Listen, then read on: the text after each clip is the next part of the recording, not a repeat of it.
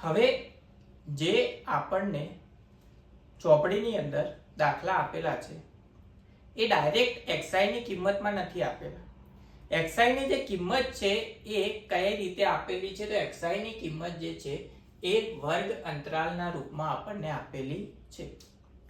વર્ગ અંતરાલ હોય શું? તો વર્ગ અંતરાલમાં બે સીમા હોય, અધર સીમા અને ઉધ્વ સીમા.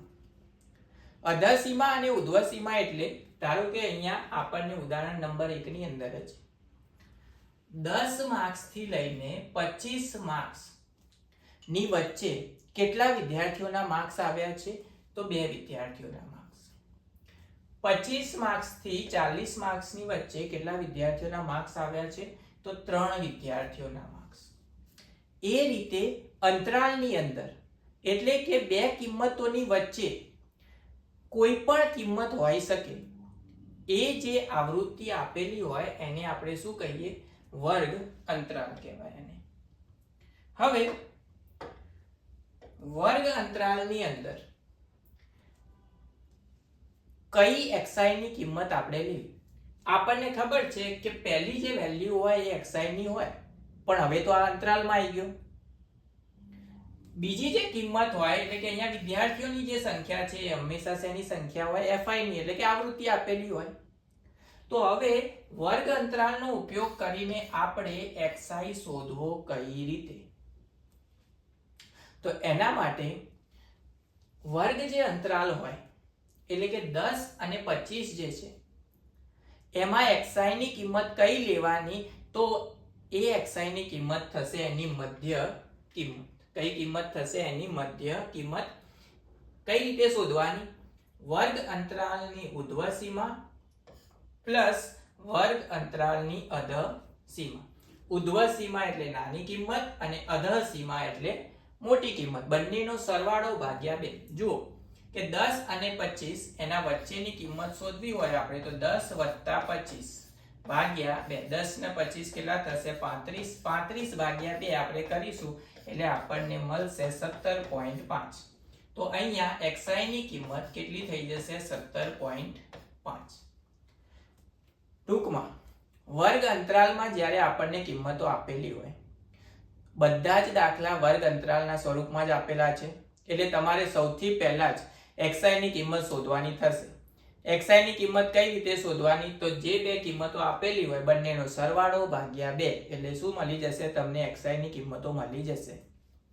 અહીંયા 25 + 40 ભાગ્યા 2. 25 + 40 કેટલા થશે? 65.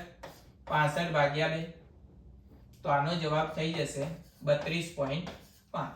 તો અહીંયા આવી જશે 32.5. 40 અને 55 માટે તો 40 + 55 ભાગ્યા 2. તો 40 ને 55 કેટલા થઈ જશે? 95. 95 ભાગ્યા 2. 95 ભાગ્યા 2 કેટલા થશે? 47.5. તો અહીંયા આવી જશે 47.5.